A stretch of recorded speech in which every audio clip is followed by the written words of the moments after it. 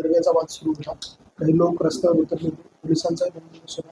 आता या सगळ्या प्रकरणाची काय परिस्थिती आहे आणि नेमकं काय हे सगळं प्रकरण आणि कशा पद्धतीने हाताळतात?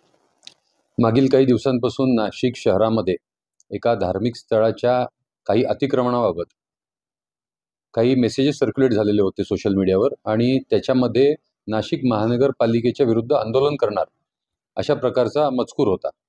ह्या सोशल मीडियावर प्रसारित झालेल्या मेसेजेसना दुसऱ्या समुदायांनी पण प्रत्युत्तर देत त्या आंदोलनासारखंच आंदोलन करणार अशा प्रकारचं मेसेज सर्क्युलेट केलेले होते. तरी नाशिक पोलिसांनी आज सकाळी 4 वाजल्यापासून पूर्ण शहरामध्ये आमचे सर्व जे अधिकारी अंमलदार 3000 अधिकारी अंमलदार व 3 SRPFच्या कंपन्या ह्या आम्ही तैनात केलेल्या होत्या.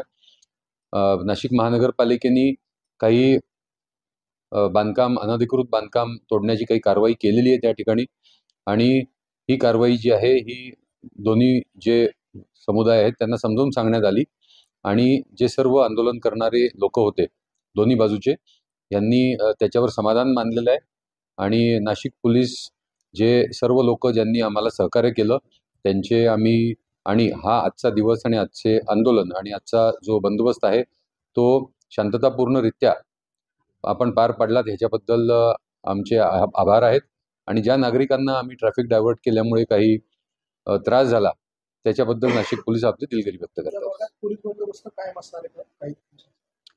या भागामध्ये काही दिवसासाठी पोलीस बंदोबस्त कंटिन्यू ठेवण्यात येईल.